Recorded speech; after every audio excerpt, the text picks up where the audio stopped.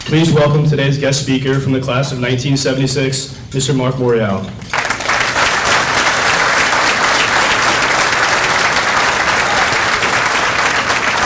Thank you, President Marshall. The job will be waiting for you in Washington in 2032. I believe you'll be 35 at that time. First of all, good afternoon. Let me take this opportunity to congratulate, especially because it is the day that we recognize and welcome into the Jesuit Brotherhood the class of 2017. So I want you to put your hands together and give them another thunderous applause for all of their work. And their tremendous accomplishments. Father Frank has issued an order. It's a curfew order for tonight's prom. Father wanted it to be at midnight. I'll let you go till 2. Let me also, yeah, good luck, right? Thank you. I want to thank several people. Matt Grau, of course, for all of his hard work and for his invitation to be here today. Matt was a first-year faculty member back in 1975 and 1976 during my senior year, and thank you so much, Matt, for all that you do for Jesuit High School. Let me also thank and recognize the new president, Father Frank. Father Frank understands blue and white, the Jesuit colors.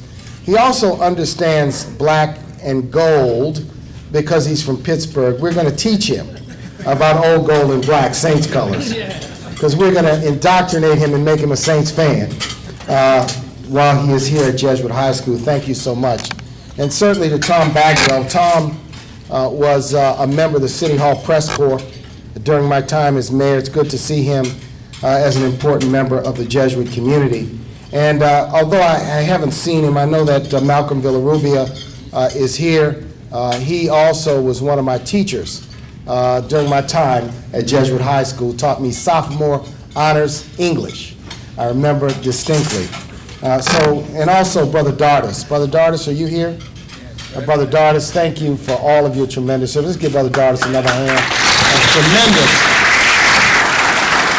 A tremendous servant of Jesuit High School. Before I offer my message, let me also recognize and thank all of my classmates and friends from the class of 1976, the great class of 1976, for being here. We have produced lawyers, doctors, Pulitzer Prize winners, actors, engineers, business owners, tremendous sheriff, a law enforcement officer, and yeah, a mayor. So I want to thank all of you guys for coming out to be with the class of 2017 today. Let me tell you a little story about my journey. When I left Jesuit High School in 1976, I left New Orleans and went to Philadelphia, Pennsylvania to become a student at the University of Pennsylvania. And later on went to Georgetown University, and for most of the time that I was in college and law school, I spent my summers in Philadelphia, in New York, or in Washington, D.C. After finishing law school, I came back to New Orleans in 1983. And let me just say this, living in Philadelphia and Washington, D.C. was great, but boy, did I miss some New Orleans food. So I came back to New Orleans, and I decided that I was going to go back to one of my favorite places to eat. My favorite place to eat was this place called Richard's. Richard's was on Chef Ventura Highway. It was an old truck stop. It had the greasiest eggs and the best grits that money could buy for just a couple of bucks. And so as I got out of my car and made a beeline to Richard's, all of a sudden I heard someone calling my name. Hey you, hey Mark, hey you, hey you. And I look over and I see a handful of old friends from Pontchartrain Park. Now, I had my BA, and I had my JD.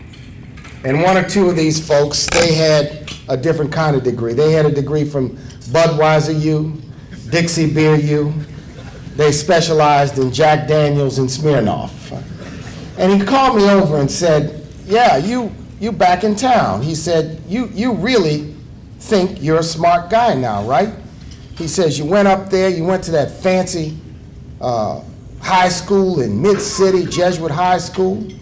You went to an Ivy League school. You went to Georgetown University, and now you're back.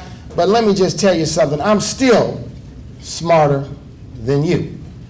So he says, I got a question for you, and I'm going to prove that I'm smarter than you. He says, what's the greatest nation on earth? Of course, I immediately said the greatest nation on earth is the United States of America. He said, no, you're wrong. I said, well, then the greatest nation on earth is Saint Nation. He says, no, you're still wrong.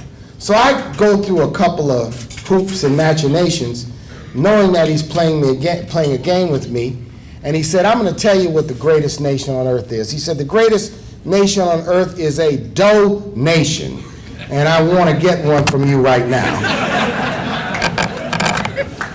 So, in service all the time. Let me just tell you a couple of things about Jesuit High School. And young men, you're going to have powerful and great memories. My time at Jesuit was a challenge in many respects. It was a joy in so many other respects. But it was also a time that prepared me for everything that the opportunities that life has given me. But I remember that I learned more English, guys, from Father Edward DeRusi, who taught me freshman honors English. And Father DeRusi was an old-style priest who wore his collar every day. He cut an imposing figure. The minute I laid eyes on him, I was afraid of him. And you were not going to go to Father DeRusi's class without having your homework not only with you, but out on the desk at the moment that the bell rang to start class. I say to people today, because in my work, I'm always reading, proofreading, looking at things, that I learned more English from Father Edward DeRusi in those 9 months that I learned from anyone else, and Mr. Villaruby, you added to it too, at Jesuit High School. So I remember Father DeRusi. I remember Father Wayne Roca, who introduced us to Plato, Aristotle, Thrasymachus, and all of these great Greek philosophers.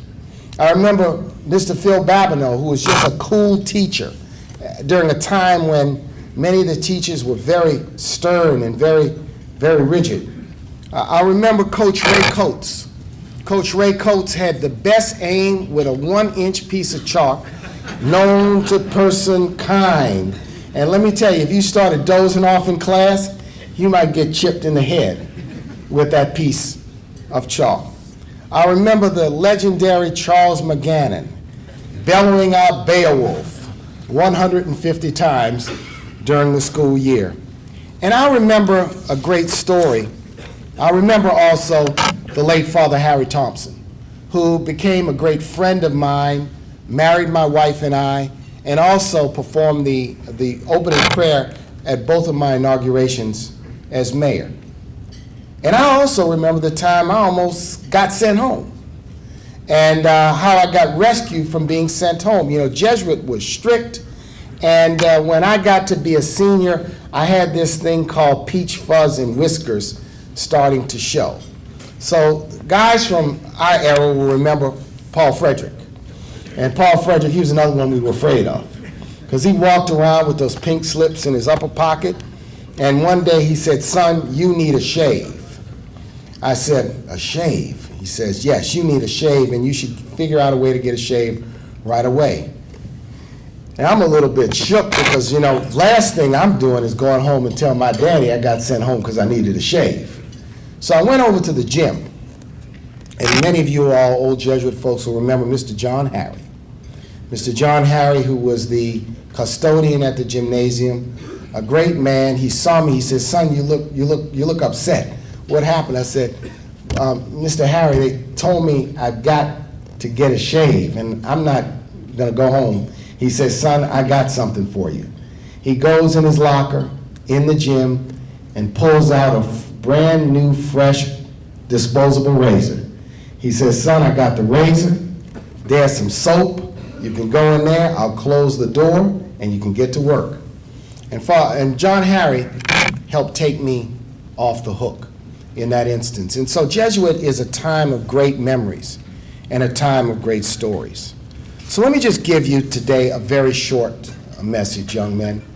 You have been told and you have been urged time and time again that a Jesuit man is a man for others. It's been drilled into your thinking and into your consciousness that a Jesuit man works for the greater glory of God. Let me share with you just a few thoughts that I hope you'll keep in mind throughout your life. And it is that a Jesuit man should also find a way and seek to always have their head, their eyes, and their heart tuned and in rhythm all the time. So how do we tune our heads? First, each of you is very, very smart, very accomplished, great scholars and academicians. But remember, you ain't that smart yet. You have a journey ahead of you, and that journey is college and graduate school and beyond. And that learning is not static. You don't go to school and learning stops. Learning is a continuous process of exploration, of critical thinking, of challenging, of questioning, of building. In your life beyond today, what we hope Jesuit has taught you is how to learn, how to be curious, how to ask questions, how to continue to absorb knowledge. You are not ending anything today. You're taking a step on a journey towards the next important phase of your life. Having your head properly positioned for that journey is so important for you to be a man for others. Second, you must have your eyes in sync with your head. What does that mean? You must keep your eye on the future. Many people look forward, but they really aren't looking forward. They're looking in the rearview mirror of their car.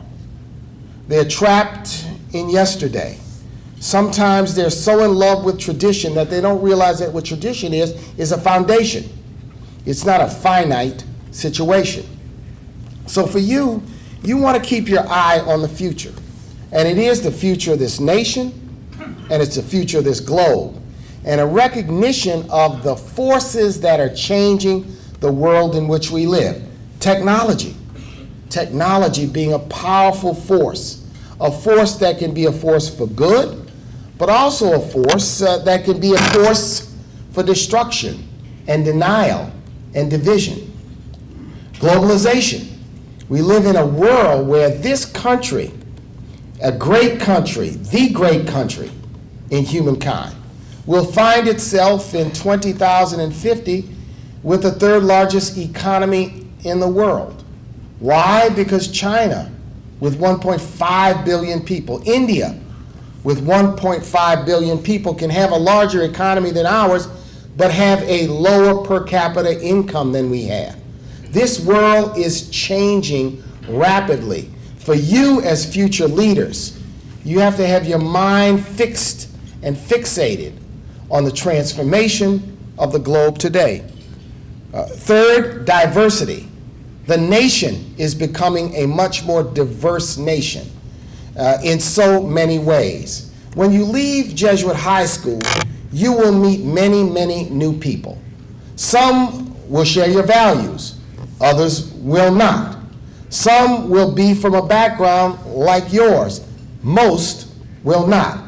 Some may be of the same religion as you, most will not. Some might share your political views, many will not. Some may have the same ethnic and family makeup as you. Most will not. And so as you transform, as you look at this changing world and face this new and diverse landscape, the key is for you to be clear about what you believe and what you think and what your values are, to be open to the idea that this change and this diversity is the essence of strength and the essence of the future of this nation. You must keep your eyes on the future. Now, eyes on the future does not mean separating yourself from tradition and history. Those that understand tradition, those that understand history, those that know the role of tradition as a foundation for the future, understand the future better. Keep your eyes on the future. And third, your heart. One's head and heart and eyes must be in tune and in sync.